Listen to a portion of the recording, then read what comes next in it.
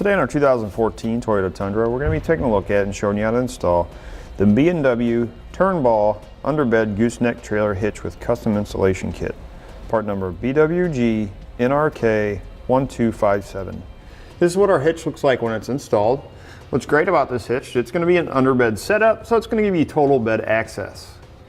You're going to have your center section. It's going to hold or secure your 2 5/16 inch ball through your bed. Then you're going to have two brackets on both sides of that center section that secure your center section. The inside rails are going to attach to the frame, securing the whole thing in place. We're going to have spring-loaded safety chain hooks and also a spring-loaded locking pin. It's also going to have a handle that's going to expand out to the driver's side wheel well. To open your pin, you simply pull the handle, twist down to lock it open, counterclockwise to close it. It's going to have a nice gray powder coat finish to resist any corrosion. It's going to come with all necessary hardware. Only holes that have to be drilled are through the bed, and that's for your safety chain loops and for this center section for your 2 5/16 ball. This is what our hitch looks like in the bed of the truck. As you can see, it's going to give us total bed access, so it's not going to get in the way of anything we're trying to haul, maybe plywood or something like that we want to lay back here. You're going to have a 2 5/16 inch ball. You'll notice it has a square base to it. This is to help keep the ball from spinning inside the hitch when you're loading a trailer on the truck. Now with this setup, this is not a turnover ball style, so you cannot store the ball back inside the hitch. You'd have to remove it and store it in a safe place. Now you're going to have a 7,500 pound vertical load limit, which is straight up and down on the center of the ball. Then you're going to have a 30,000 pound gross trailer weight or gross towing capacity. But you always want to check your owner's manual to make sure your vehicle can withstand that amount of weight. Make sure you go with the lowest number between the two. Another thing that I really like about this hitch is this is going to give you the best of both worlds. It's going to give you a secure connection between your gooseneck trailer and your truck. And when you're not towing a trailer, you simply remove the ball, store it in a safe place, and it's going to give you total bed access. And that's going to complete our look at some of the features of this hitch. Now let's show you how to get it installed. First thing we need to do is in the back of our truck, we need to measure and find our center of our bed. So what we're going to measure is we're going to measure from this edge of our bed per the instructions. So we'll make our mark here. Now, because we have a drop-in bed liner like this, we're not going to be able to find the exact center between the wheel wells because you don't know if it's sitting up against the wheel well or not. So what we're going to do is right here, just on the bed liner itself, we're going to take a 2-inch hole saw and we're going to make a hole. What we're looking for is that corrugation. We're going to see where that 42 1/8 drops in that corrugation and find the center that way. We want to be in the center of the drop corrugation or the top. So we'll get a rough idea between our wheel wells. It's about 50 inches. There should be about right in the center of the corrugation here. So what we're going to do, again, we just want to go, we're not going to go all the way through the bed with the 2-inch hole saw. So we always want to make sure we look underneath the bed to make sure if we happen to go through the bed, nothing is going to get damaged.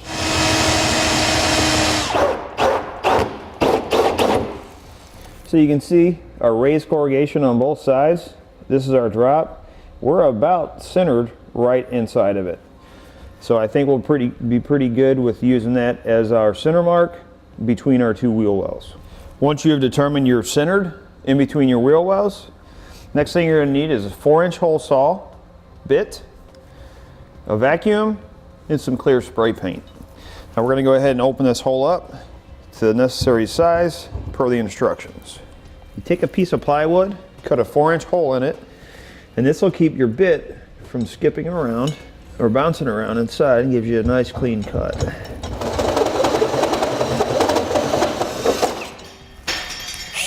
Next we'll vacuum up our shavings.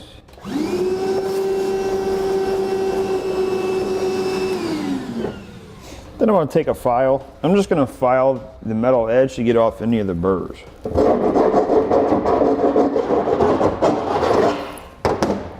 Next we want to spray our bare metal with some clear coat or paint, whichever you choose, to help prevent any corrosion. Now underneath the truck, we've gone ahead and removed the spare tire to give us a little extra room to work. First thing we're going to need to do is we're going to need to remove this rear exhaust hanger. So we'll spray it down with some lubricant. Find a crowbar or something. See if you can't wedge it in there and pop it off. There you go. Next, we're going to remove our heat shield. We'll be using a 10mm socket.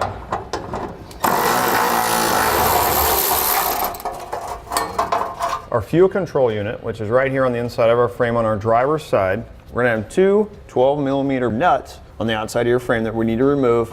We're going to temporarily move that box out of the way. Then we're going to want to hang on to these nuts because we're going to be reinstalling them in a later step.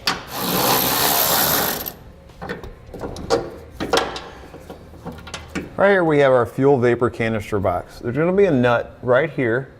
It's going to be 12mm also, and it's going to hold this wire and this wire on. So we need to remove that nut so we can pull our wires down out of the way. That's it. Just let that hang for now. We're going to relocate that later. Next, we'll have a plastic keeper that's going to hold this wire up on top of the frame. What we need to do is we're going to pinch the two sides of that and push it up. We want to remove that from our frame like that, and this wire is just going to sit inside of our frame just like that. Next, we're going to be putting in our cross member. This one's going to go up towards the front of the cab, or towards the cab of the vehicle, toward the front of the vehicle. You want to make sure that these channels right here are facing towards. So what we're going to do is we're going to set it up on top of our frame like this. When we get it in place under the bed, we're going to flip it. So you want to make sure that these are going to sit on the frames. So what we're going to do is we're going to slide them in over the top of our frame, and you want this notch to be towards the back as we're sliding it in, and these edges to be facing down. It's going to make it a lot easier to fold this to where these are facing forward once we get it across the two frame rails. So we'll push that in just like that. Push it all the way forward. Then we're going to have a flat one. We're going to do that same thing with this one. Like that.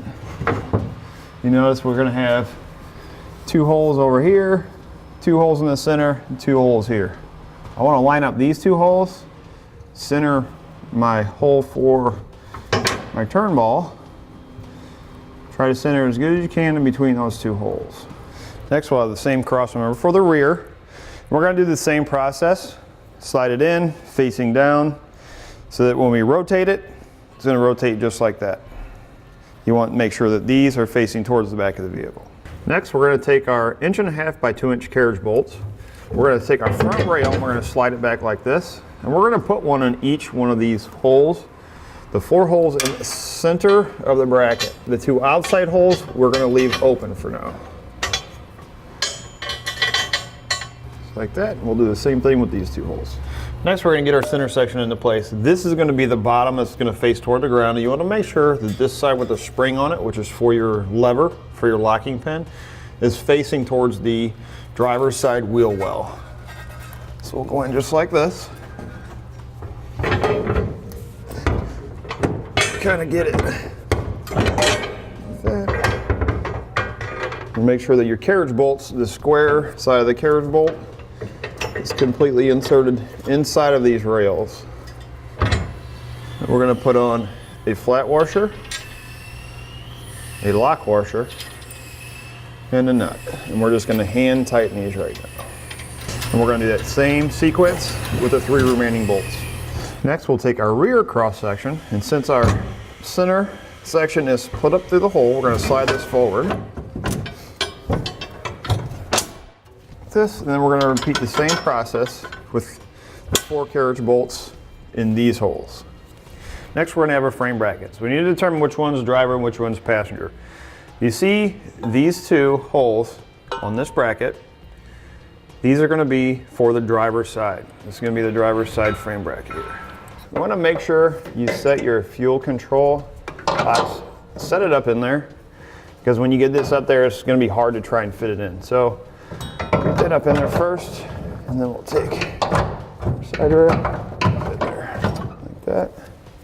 On the bottom, we're gonna have one flat washer and then a 1/4 inch frame spacer. And if you look at this hole right here, that spacer is gonna fit right inside of that.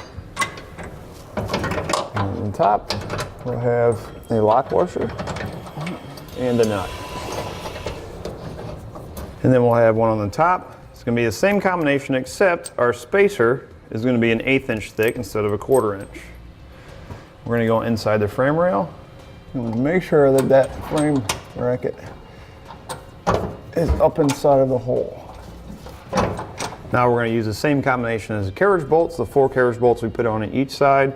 We're gonna do the same thing on the very ends of our cross members, or cross brackets, except now the outside ones are gonna be going through our frame brackets also. We're going to repeat that same thing on the other side of the vehicle. Next, with a 3/4 inch socket, we're going to tighten all of our hardware, holding our center section in place.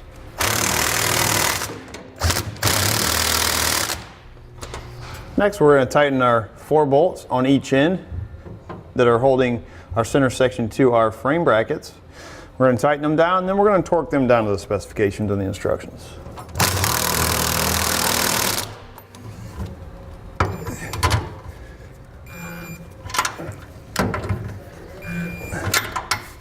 Next, with a 15/16 socket, we're going to tighten our hardware, holding our frame brackets to our frame.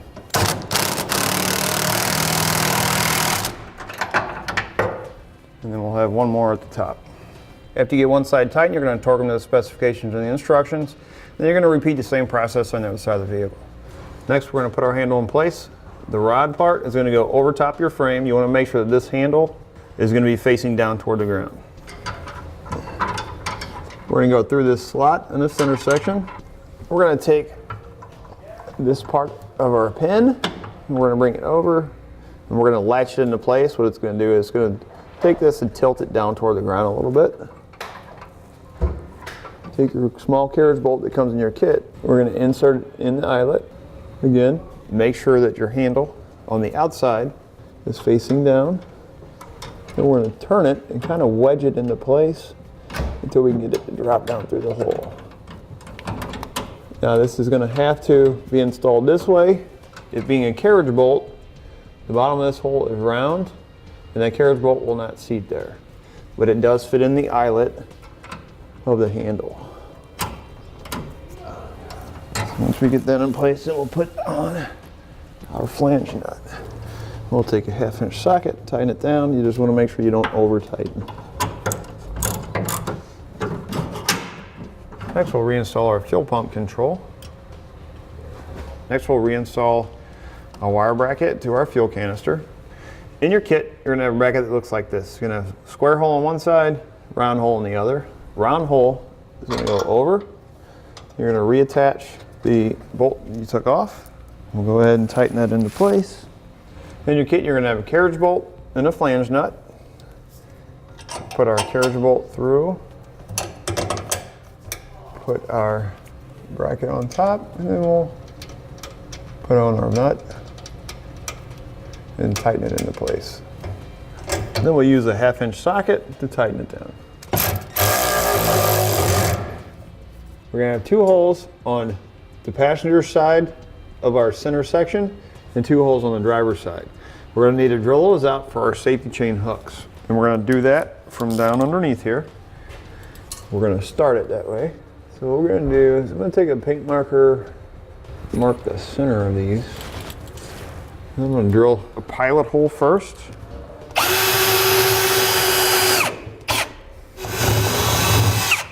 Next, I'm going to take a step bit.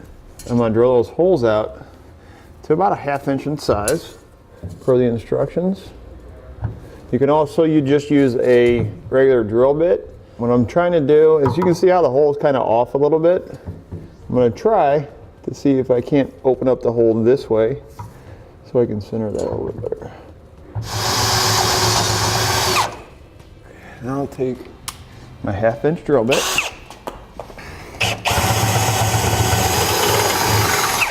And we're going to repeat the same process for the other 2 holes.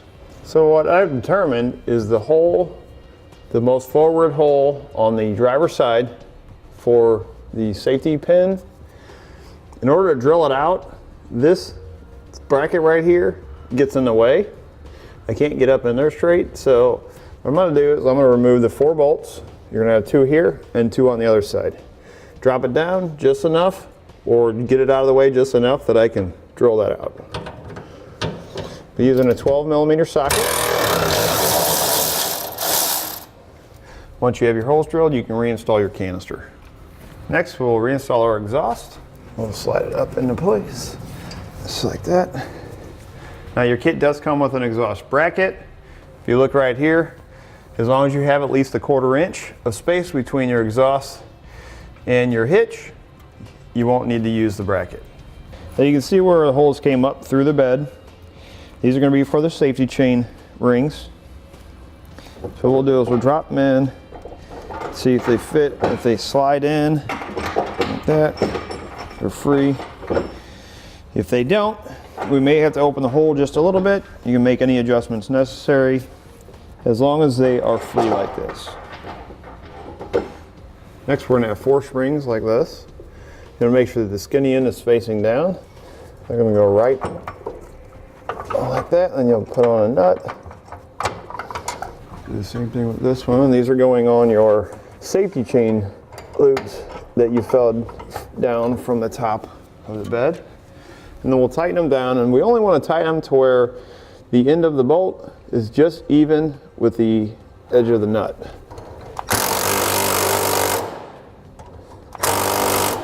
About like that. Then you're going to repeat the same thing for the other side. Once you've completed your installation, you're going to reinstall your spare tire and you're ready to go.